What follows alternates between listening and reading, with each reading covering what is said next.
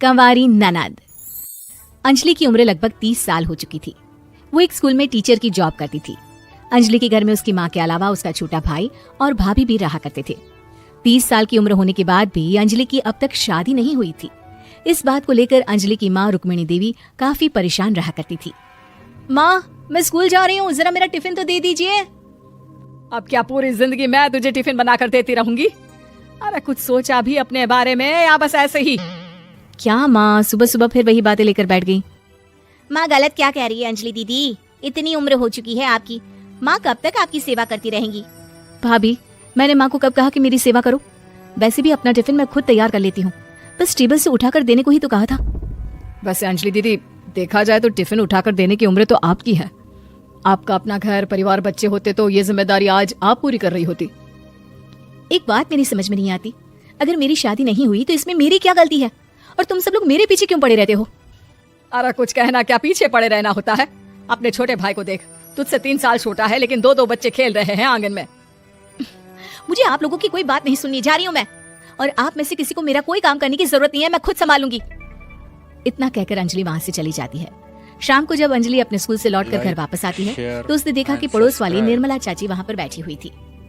क्या बात है अंजलि बिटिया, नौकरी करके वापस आ गई? जी चाची जी, कैसी हैं आप? मैं तो ठीक हूँ बेटा, तुम बताओ शादी के बारे में कुछ सोचा या नहीं?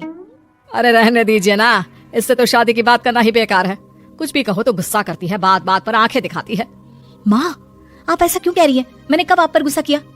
अरे अंजलि बेटा, तुम्हारी माँ ठीक ही तो कहती है।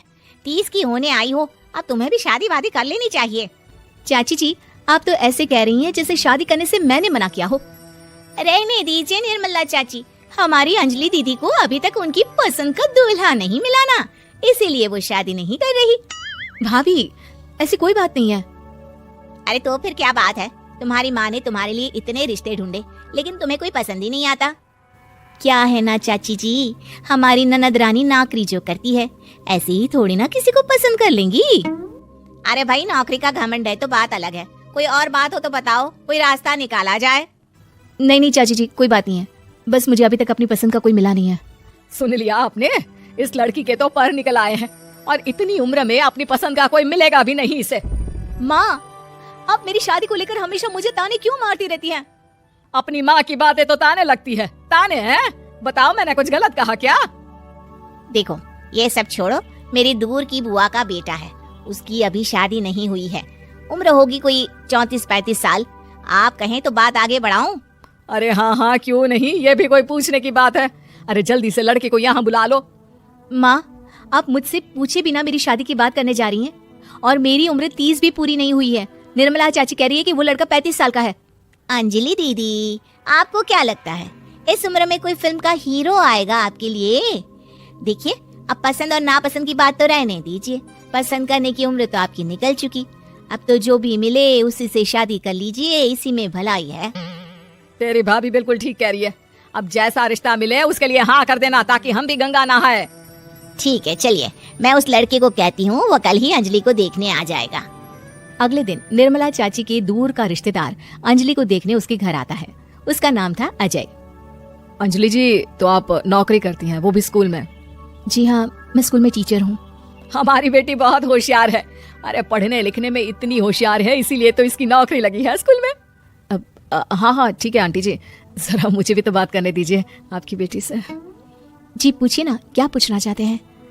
अंजलि मैडम, ये तो बताइए कि आपने अभी तक शादी क्यों नहीं की? बस ऐसे ही, कहीं कोई रिश्ता पसंद नहीं आया इसलिए। लेकिन क्या मैं आपसे पूछ सकती हूँ कि आपने शादी क्यों नहीं की? अंजलि, क्या कर रही हो तुम? लड़कियों को इस तरह की बातें नहीं शोभा देती। रहने दीजिए आंटी जी, आपकी बेटी काफी पढ़ी लिखी है, मैं उनके सवाल का जवाब दे ही देता हूँ। वो क्या है ना, मुझे भी अभी तक अपनी पसंद की कोई लड़की नहीं मिली। अच्छा अच्छा, कोई बात नहीं। वैसे आपकी तनख्वाह कितनी है, कितना कमा लेती है महीने का? जी यही कोई 25,000 महीने। बस 25,000? इतने से क्या होता है? इतने से तो आजकल घर भी नहीं चलता। आपके कहने का क्या मतलब है? अरे मैं तो ये सोच कर आया था कि नौकरी वाली लड़की है, आराम से 40,000 कमाती होगी। माफ कीजिएगा, आपका और मेरा रिश्ता नहीं हो सकता। जी कोई बात नहीं, मुझे भी आपके साथ शादी करने में कोई इंटरेस्ट नहीं है। अंजलि, किस तरह की बात कर रही हो? घर आए रिश्ते को ठुकरा रही हो तुम। दीदी, अब इस उम्र में आपको इतनी अकड़ नहीं दिखानी चाहिए।